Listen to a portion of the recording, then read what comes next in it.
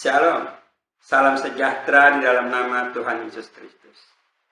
Kali ini kita akan membahas bagaimana caranya supaya bayi atau anak-anak kalau meninggal masuk surga.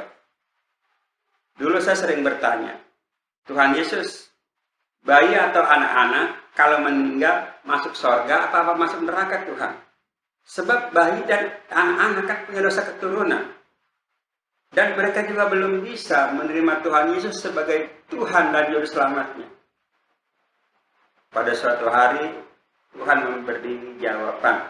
Dan jawaban inilah yang akan saya share kepada saudara semua. Saudara yang terkasih, tahukah engkau, sampai hari ini, semua orang Kristen maupun non-Kristen yakin dan percaya kalau bayi yang masih dalam kandungan atau yang sudah lahir tapi masih kanak-kanak, kalau meninggal pasti masuk surga. Kenapa? Karena menurut mereka, bayi atau anak-anak kan masih suci, belum ngerti apa-apa, jadi pasti masuk surga. Tetapi firman Tuhan menulis tidak demikian, saudara. Tidak semua bayi atau anak-anak masuk surga. Coba kita lihat, kita baca Wahyu 20 ayat 12 dan 15. Dan aku melihat orang-orang mati, besar dan kecil, berdiri di depan tahta itu. Lalu dibukanya semua kitab, dan dibuka juga sebuah kitab lain, yaitu kitab kehidupan. Dan orang-orang mati dihakimi menurut perbuatan mereka, berdasarkan apa yang ada tertulis di dalam kitab-kitab itu. Ayat 15.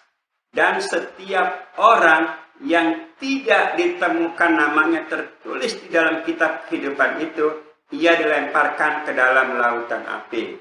Nah, saudara, berdasarkan Wahyu 20 ayat 12 ini, ternyata pada akhir zaman, semua orang besar dan kecil, artinya dari anak-anak sampai dewasa, akan dihakimi menurut perbuatannya.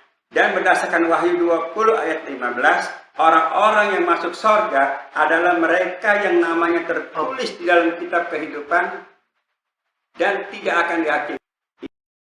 Ini artinya apa? Artinya ada anak-anak yang tidak masuk surga karena mereka dihakimi. Nah, pertanyaannya sekarang, kenapa bayi atau anak-anak tadi sampai tidak masuk surga? Karena mereka punya dosa keturunan, satu.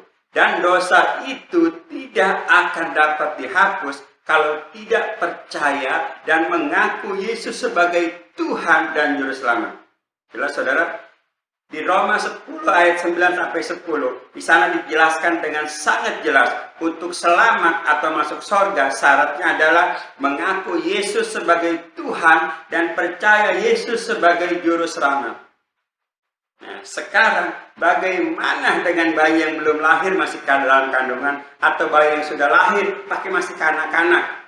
Apakah mereka akan ke neraka juga? Karena mereka tidak bisa berkata-kata, karena mereka tidak bisa mengaku Yesus sebagai Tuhan dan Juru Selamat mereka, karena mereka masih kecil. Nah, inilah baik dan ajaibnya Tuhan, saudara. Tuhan Yesus sudah menyiapkan dan menunjukkan caranya. Jawabannya ada di Matius 18 ayat 5-6. Coba kita baca Matius 8 ayat 5.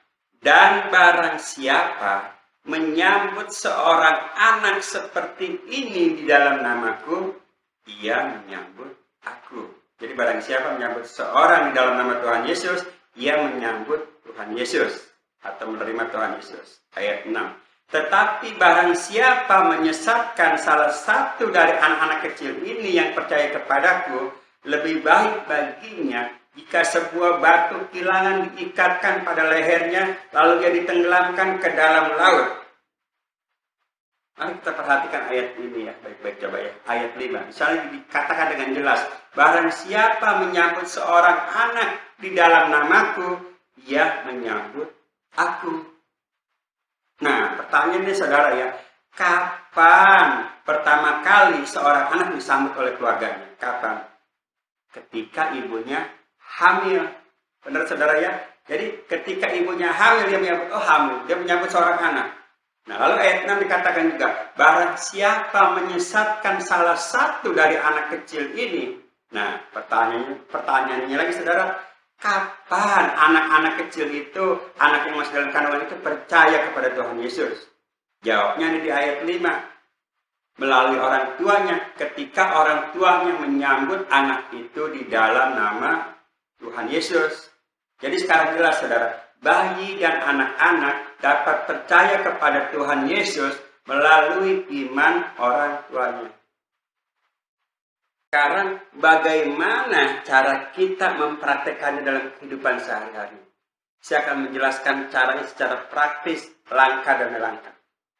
Langkah yang pertama, ketika seorang ibu tahu bahwa dirinya hamil, maka dia harus memberitahukan kepada suaminya, lalu mengajak suami serta anak yang ada dalam kandungannya untuk berdoa kepada Tuhan Yesus. Berdoa menerima Tuhan Yesus sebagai Tuhan dan Juru Selamat anaknya.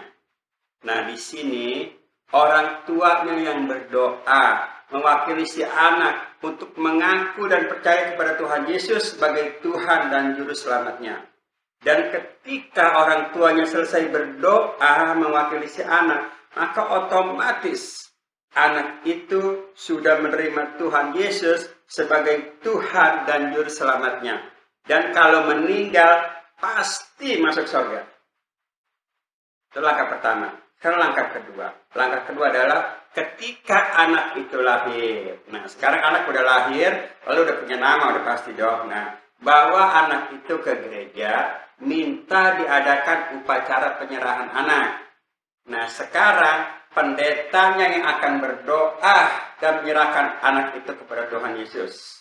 Nah, otomatis selesai Bapak Pendeta itu berdoa, maka otomatis nama anak itu tercatat di dalam kitab kehidupan. Kalau meninggal, pasti masuk surga, saudara.